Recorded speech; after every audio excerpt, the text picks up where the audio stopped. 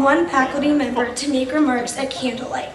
Tradition also holds that the classes be addressed by one of its own members. Our first speaker is our classmate and friend, Ryan Fowler.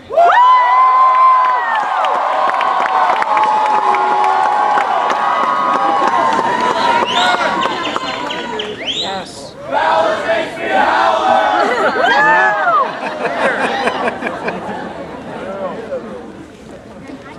Ladies and gentlemen of the class of 2014, thank you so much for allowing me to speak to you at this incredible ceremony.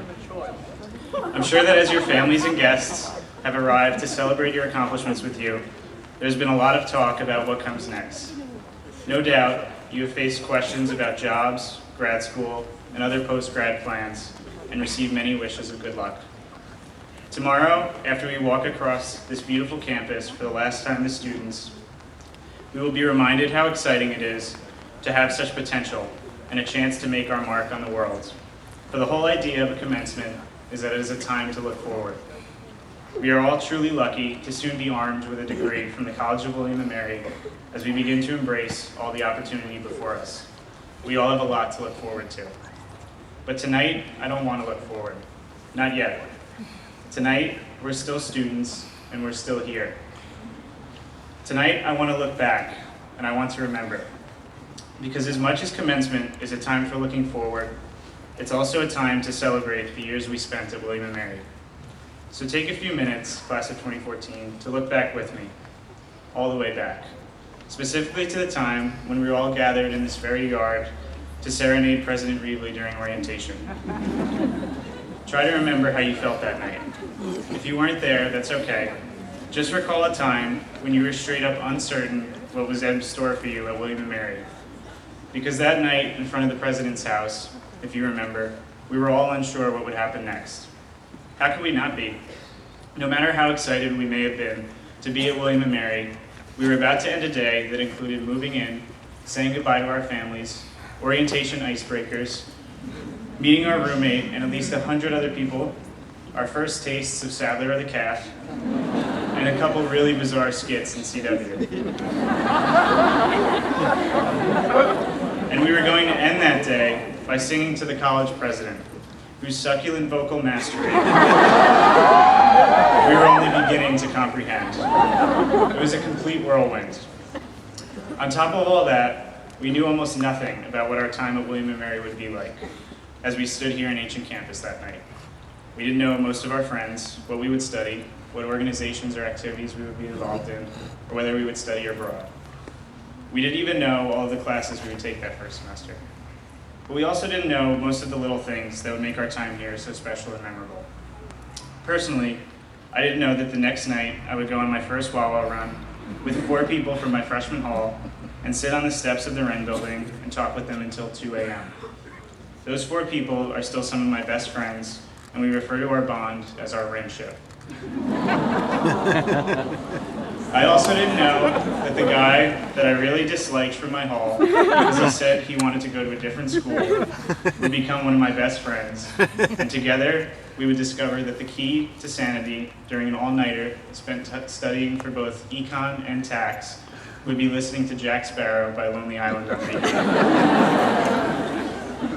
I wish I could have known that as a junior, while setting up for an alma mater production's Harry Potter scavenger hunt, I would sprain my ankle really, really badly, planting Horcruxes around campus. Fearing what kind of injury I could suffer hiding Cinderella's glass slipper, I very wisely decided to stay in Lodge 1 to chat with AMP's new general board director and let those with stronger ankles plant items during our Disney scavenger hunt the following semester. I had no idea that I would have the opportunity to carry the Yule log into the Great Hall this year with my best friend as mortar board officers, or that I would be part of a trio of rappers performing at a musical talent show.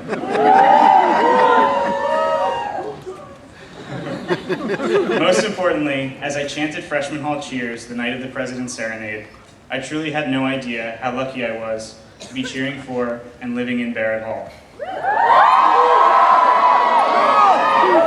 Most of my memories and my friendships can be traced back to Barrett. My dad sent me an email after move-in day which I recently reread. In it he wrote, "I think you hit a home run with your roommate in your dorm." The only way he could have been more right is if he had said grand slam. We all have our own unique memories that we've made our time here special, and these memories are what we will ultimately cling to the tightest. There was, however, one other thing that I was unaware of while we were in the Wren Yard almost 4 years ago. Just a short distance away on Confusion Corner, my parents and siblings were watching that night. Like us, they were anxious.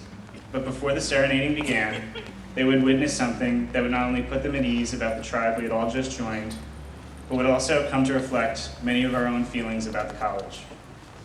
As my family stood there, 2 students raced past them, and they weren't just returning from a run through CW. As they sprinted, one of the 2 shouted excitedly to her friend that she wanted to be the first to step back onto campus that year. My parents shared that story with me, and knowing that people could be that excited to get back to William & Mary helped clear a little of the uncertainty about the future. It wouldn't take long for us to start making those special memories and forming the bonds that would foster our own attachment to William & Mary, compelling us to race back after each break. My parents can attest to this. My dad still jokes about how I shouted at him to drive after the light turned green on our way back from sophomore year. We've all had something to race back to William & Mary for. The sight of the sunken gardens on a sunny day, our research, our service, and our activities, and the incredible friends we've made who have become family. And now, as our time on campus comes to a close, we once again find ourselves uncertain about the future. While I can't say for sure what I'll be doing 4 years from now, I do know that I'll never stop racing back to William & Mary. I hope that we all continue to race back to the college. That could mean coming back to campus for homecomings or reunions. It can mean staying in touch with and meeting up with some of your closest friends every now and then. And it could even mean simply revisiting the fond memories we all now have. However you choose to do so, I hope you keep racing back to William & Mary. Thank you so much for giving me the chance to speak tonight, and thank you to everyone who's made me love William & Mary. Congratulations.